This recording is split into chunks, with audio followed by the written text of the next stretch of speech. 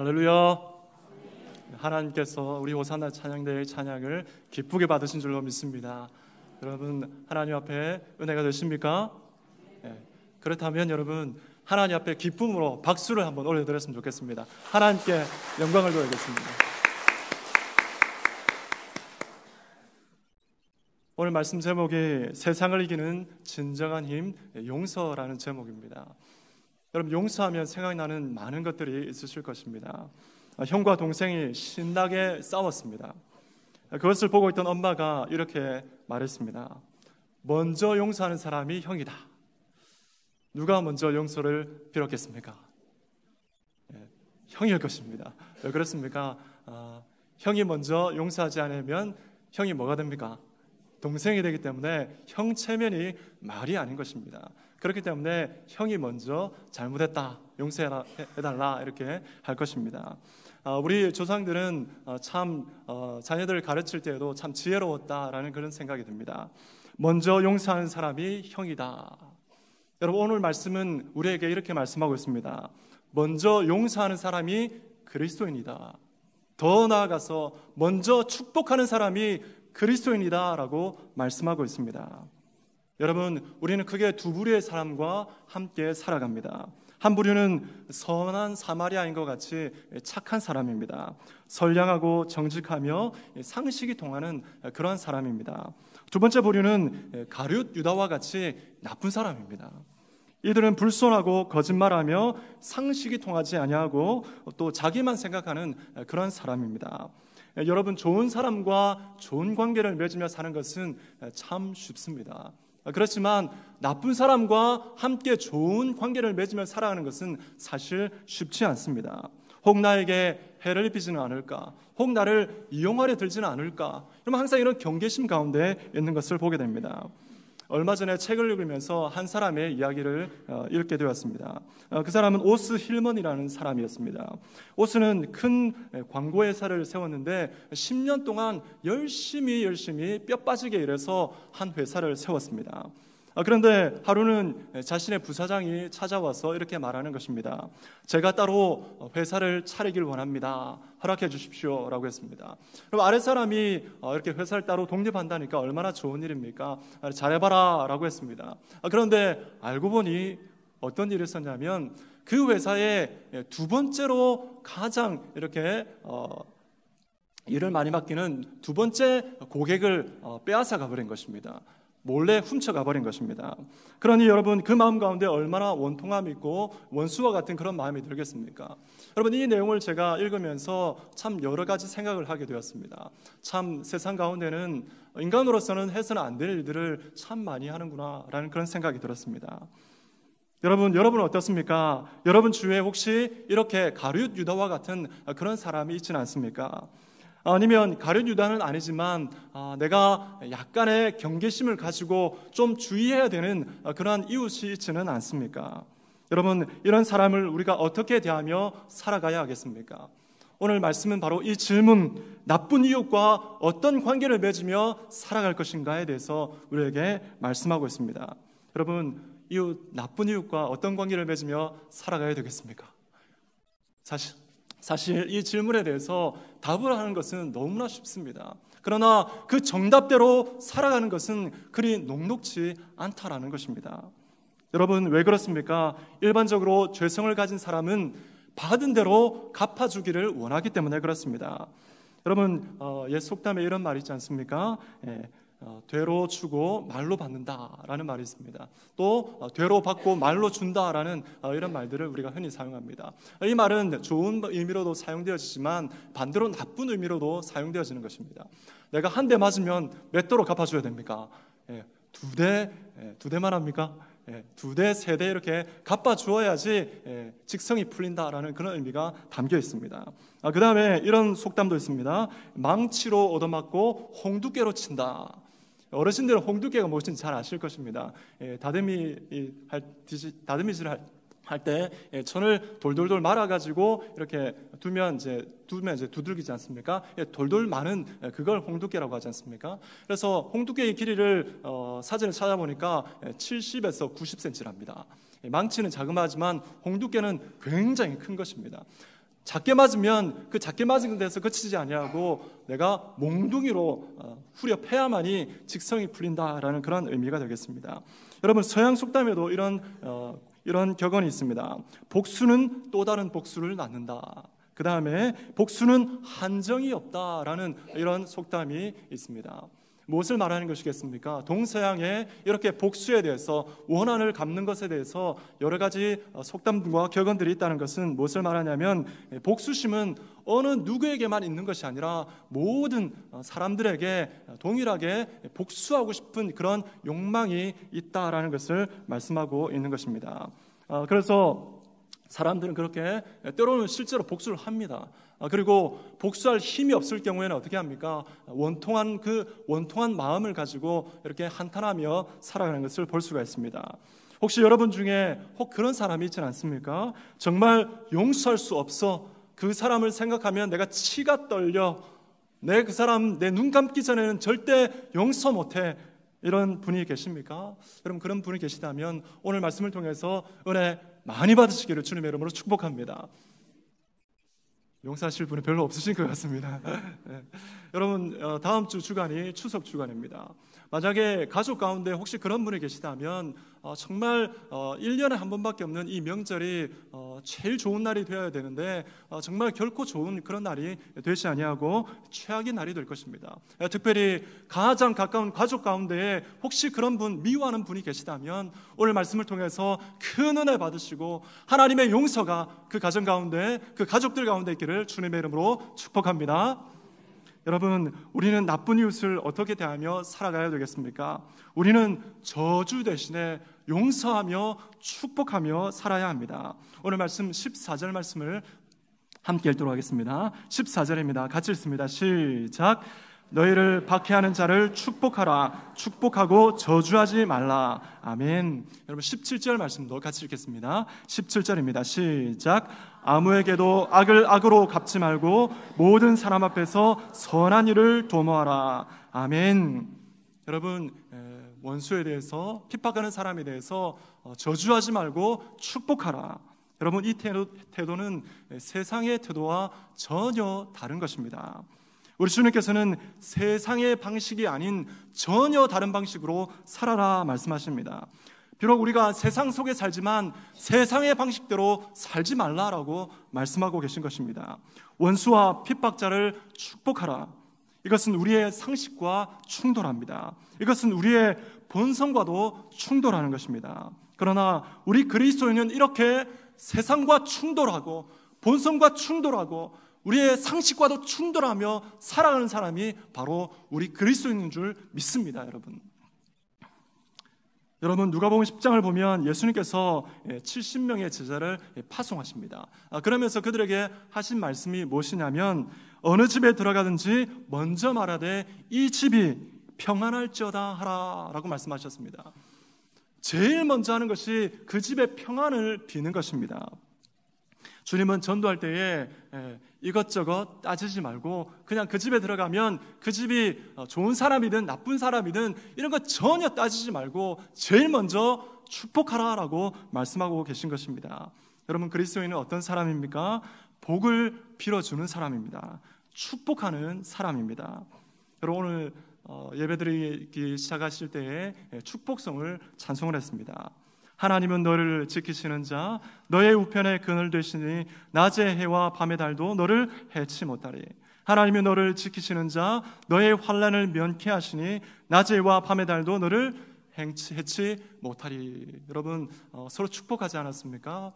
그런데 여기에 우리가 한 가지 짚고 넘어가야 할 문제가 있습니다. 그것은 무엇이냐면, 전도할 때에 축복하라면 누구든지 잘할 수 있습니다. 나랑 친한 사람, 또 전혀 모른다 할지라도 여러분, 전도하면서 축복하라 그러면 다 쉽게 잘할 수 있습니다.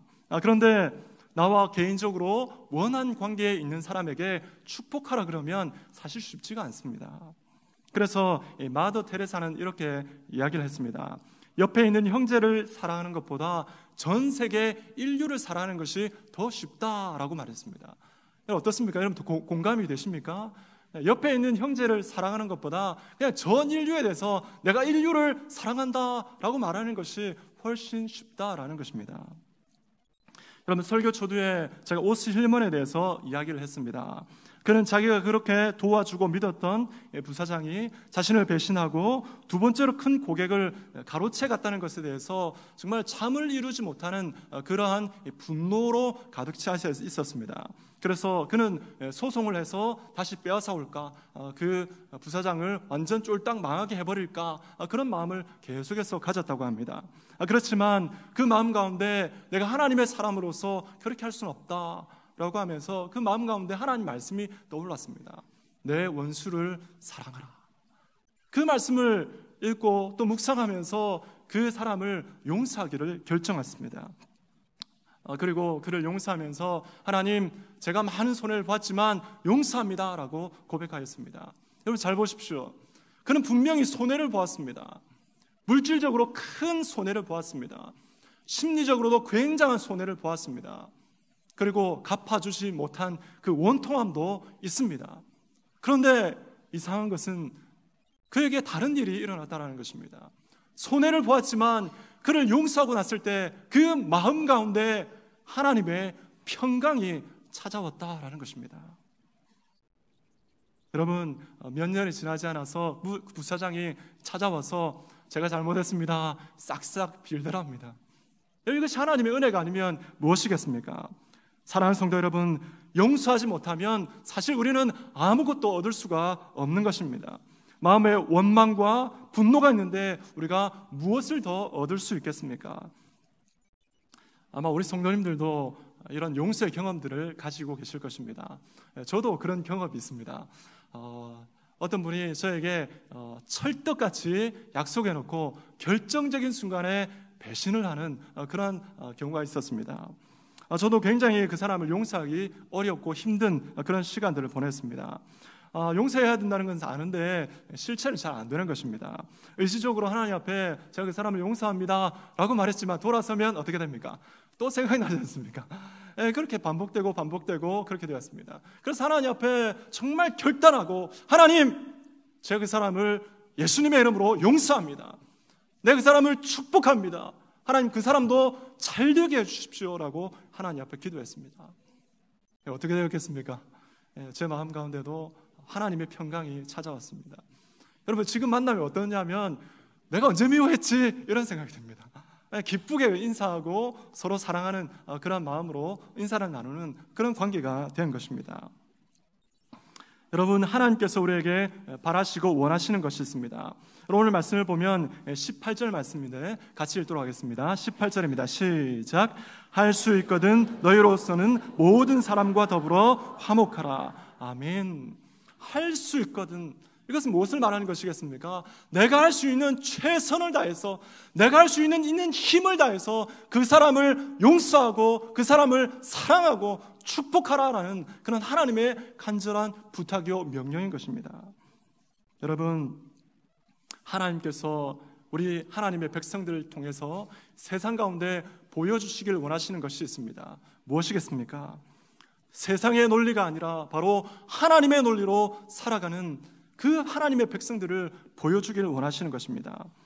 여러분, 세상을 보십시오. 세상 가운데 전쟁이 난무합니다. 마음이 미움이 가득합니다. 여러분, 애인이 배신했다고 해서 그 애인을 이렇게 차로 치든지 이렇게 죽여버리는 그런 일들이 일어나고 있습니다. 게임하는데 방해된다고 해서 그 갓난아기를 이렇게 죽음에 이르게 하는 그런 부모도 있습니다. 그리고 유산 때문에 형제들끼리 법정까지 가는 그런 일들도 있습니다. 성격이 맞지 않는다고 해서 이혼하는 그런 가족 그 부부도 있고, 친구가 말을 듣지 않는다고 해서 왕따시키는 그런 일들이 우리에게 비일비재하게 일어나는 것을 볼 수 있습니다. 그러니까 어린이는 어린이대로, 또 우리 청년들은 청년대로, 어른들은 어른대로 그렇게 미움과 증오 가운데 살아가는 그런 것을 우리는 볼 수가 있습니다. 여러분, 드라마 좋아하십니까? 가만히 계시네요. 별로 안 좋아하시는 것 같습니다. 여러분, 드라마를 보면 복수가 안 들어가는 그런 드라마가 사실 없다라고 말할 수 있습니다. 여러분이 보시는 그 드라마를 잘 보십시오. 복수의 메시지가 계속해서 흘러나오는 것을 볼 수가 있습니다. 여러분, 어떻습니까? 이런 세상 가운데 답이 있습니까? 여러분, 이런 세상 가운데 답이 있습니까? 여러분, 답이 없습니다. 그러면 하나님 앞에 그 답이 어디에 있겠습니까? 그 답이 어디에 있겠습니까, 여러분? 바로 하나님의 백성, 저와 여러분 가운데 있는 줄로 믿습니다. 저와 여러분이 바로 하나님의 이런 세상 가운데, 미움과 증오가 가득한 이 세상 가운데 하나님의 정답이 바로 저와 여러분인 줄로 믿습니다. 그런 정답으로, 하나님의 정답으로 살아가는 저와 여러분이 되시기를 주님의 이름으로 축복합니다. 주의 자녀된 성도 여러분, 혹시 여러분에게 도저히 용서 못할 사람이 있습니까? 그 사람을 생각하면 정말 지금도 피가 거꾸로 흐르는 것 같은 그런 사람이 있습니까? 이 시간 그 사람을 용서하는 은혜가 있기를 주님의 이름으로 축복합니다. 혹 원수는 아니지만 어떤 이유로 인해서 적대감을 가지고 있거나 아예 무관심하로 이렇게 외면하는 그런 사람이 있다면 그 사람도 그런 마음을 다하여서 주님, 이제 제가 하나님 말씀 가운데 은혜 받고 용서합니다, 이런 고백을 할 수 있었으면 좋겠습니다. 빨리 여러분 마음속으로 빨리 기도하십시오. 하나님 용서합니다. 하나님의 방식대로 제가 살길 원합니다. 여러분, 그렇게 용서하며 살아갈 때에 우리 삶 가운데 세상이 알지 못하는 하나님의 평강이 임하게 될 줄로 믿습니다. 여러분, 우리들이 이렇게 원수와 같은 사람을 용서할 수 있는 이유가 있습니다. 무엇이겠습니까? 그것은 우리들이 용서받을 수 없는 죄를 지었지만 하나님께서 우리를 용서해 주셨고 우리가 그 사실을 굳게 믿기 때문에 그렇습니다. 여러분, 우리는 용서받은 죄인인 줄로 믿습니다. 예수님께서 1만 달란트 빚진 자의 비유를 우리에게 말씀해 주셨습니다. 여러분, 1만 달란트, 이것은 굉장한 금액입니다. 금 한 달란트가 약 34kg 정도 됩니다. 이렇게 금 34kg 정도 되시는데 금 1kg가 요즘 시세로 말하면 어느 정도 가격이냐면 16억 정도 됩니다. 16억 정도 되니까 1만 달란트니까 어느 정도 되겠습니까? 16조입니다. 그러니까 1만 달란트는 무엇을 말하냐면 인간으로서는 도저히 갚을 수도 없는 그런 엄청난 금액이다라는 그런 의미가 담겨 있습니다. 그런데 이런 막대한 돈을 탕감을 받았습니다. 그리고 돌아오는 길에 누구를 만납니까? 자신에게 100데나리온 빚진 자를 만나게 됩니다. 그럼 100데나리온이 얼마냐면 한 데나리온은 노동자의 하루 품삯입니다. 그러니까 요즘 오늘날로 따진다면 한 5만 원 정도 일당을 잡으면 100데나리온은 얼마냐면 500만 원입니다. 여러분, 질문하겠습니다. 500만 원이 큰 돈입니까? 작은 돈입니까? 껌값입니까? 500만 원은 굉장히 큰 돈입니다. 어른이 2개월, 3개월 정말 열심히 일을 해야 받을 수 있고 거둘 수 있는 그런 돈이 바로 500만 원인 것입니다. 여러분, 여기에 바로 오늘 말씀의 이 비유의 핵심이 담겨 있는 것입니다. 사람들은 말합니다. 우리들이 가지고 있는 원한과 분노에 대해서 네가 당한 것에 비하면 그 정도는 약과야. 네가 그 정도로 갚아주는 것은 모든 사람들이 이해할 거야. 그 정도의 무게는 돼. 그 정도로 복수하는 것은 괜찮아라고 이렇게 세상은 우리에게 속삭이고 있는 것입니다. 여러분, 혹시 그런 분이 계십니까? 날 그렇게 위로하고 있지 않습니까? 내가 이 정도로 하는 것은 괜찮을 것 같아. 여러분, 혹시 그런 분이 계십니까? 그렇다면 여러분, 하나님 앞에 오늘 말씀을 잘 들으시길 바랍니다. 하나님께서 우리를 어떻게 용서하셨습니까? 우리가 도저히 갚을 수 없는 엄청나게 큰 그런 은혜가 우리에게 임하였습니다. 우리가 도저히 용서받을 수 없는 그 죄악 가운데 있을 때 우리 주님께서는 우리를 위하여서 자신의 목숨을 내어주셔서 예수 그리스도의 그 핏값으로 우리를 사셨습니다. 그렇기 때문에 우리의 생명은, 우리의 영혼은 도저히 갚을 수 없는 그런 놀라운 은혜 가운데 거하는 것입니다. 그렇기 때문에 우리에게 잘못하는 그런 사람이 있다 할지라도 그 사람을 용서하는 것은 사실 주님의 그 용서에 비하면 아무것도 아닌 것입니다. 그렇기 때문에 우리는 자신 있게, 용감하게, 담대하게 어떤 사람이든지 용서할 수 있는 줄로 믿습니다. 여러분, 그런 용서의 은혜가 저와 여러분의 삶 가운데 넘치길 주님의 이름으로 축복합니다. 여러분, 이렇게 우리들이 용서하며 살 때 하나님께서 우리에게 해주시는 것이 있습니다. 그냥 원통한 마음, 손해보는 그런 마음으로만 사는 것이 아니라 하나님께서 채우시는 은혜가 이 가운데 있다라는 것입니다. 어떤 은혜가 있습니까? 하나님께서 친히 우리의 원통함을 갚아주십니다. 또한 하나님께서는 우리를 통하여서 세상을 이기게 하십니다. 오늘 말씀 19절에서 21절 말씀인데 이 말씀을 같이 한번 읽도록 하겠습니다. 19절에서 21절 말씀입니다. 같이 읽겠습니다. 시작.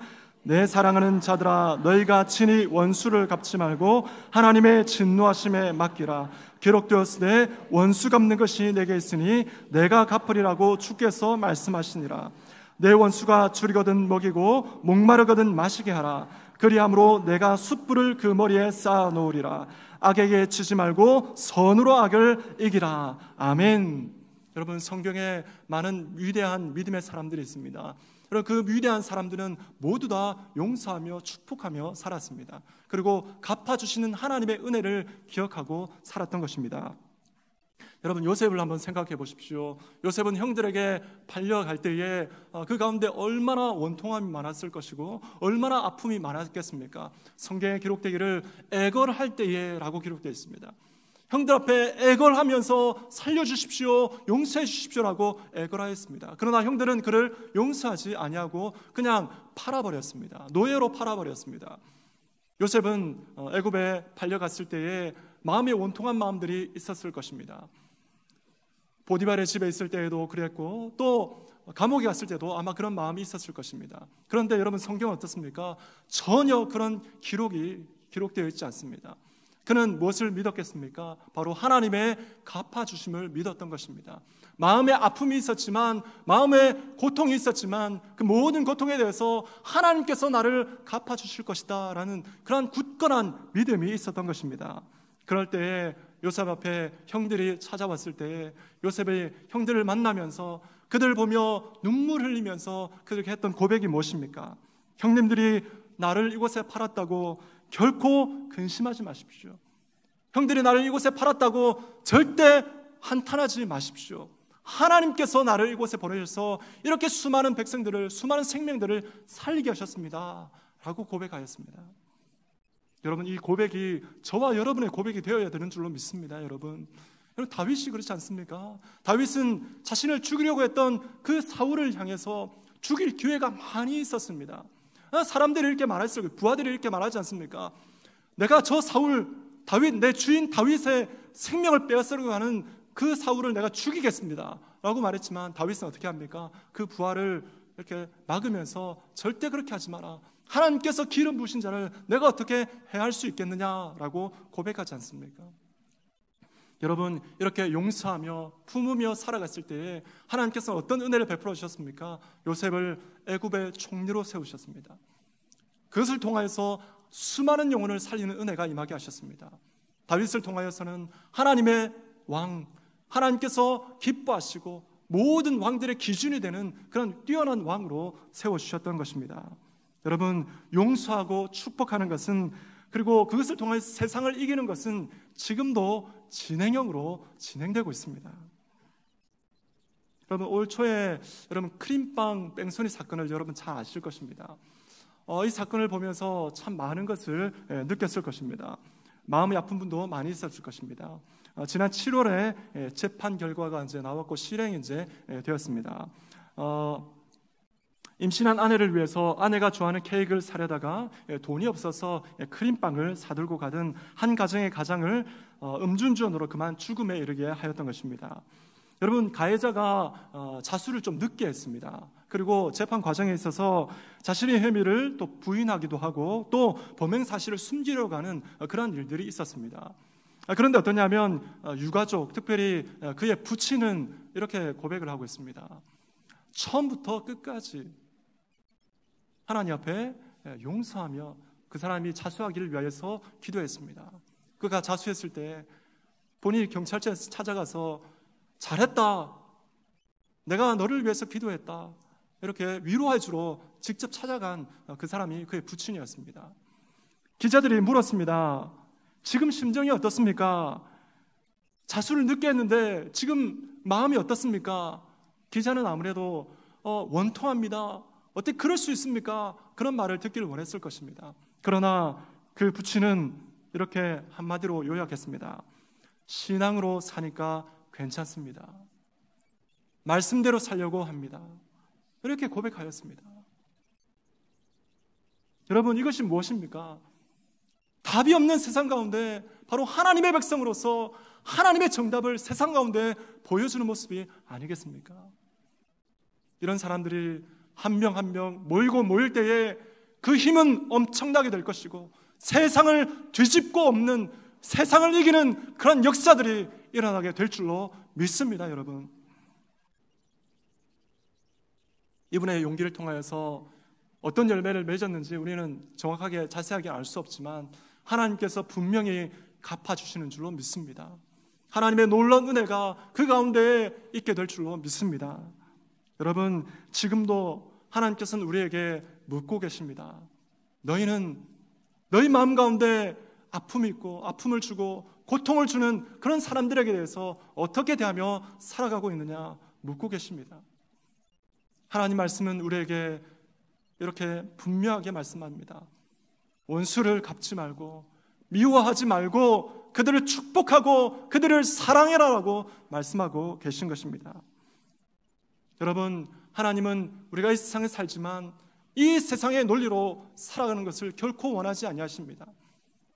우리를 통하여서 하나님의 논리로, 하나님의 방법으로, 하나님의 방식으로 살아가는 것을 이 땅 가운데 보여주기를 원하십니다. 저와 여러분이 하나님의 정답입니다. 예수님의 용서하심으로 우리가 구원을 받은 것처럼 우리 모두가 용서하는 삶을 살고 더 나아가서 축복하는 삶을 살아갈 때에 우리에게 세상을 이기는 하나님의 승리가 임하게 될 것입니다. 여러분, 간절히 축복합니다. 저와 여러분의 삶 가운데 혹 여러분에게 해를 끼치는 사람이 있다 할지라도, 혹 나쁜 이웃이 있다 할지라도 주 예수 그리스도의 그 사랑으로 진정으로 용서하고 그 가운데 하나님의 평화를 이루어드려서 세상 가운데 하나님의 사랑을 만방에 알릴 수 있는 저와 여러분의 인생이 되기를 주님의 이름으로 축복합니다.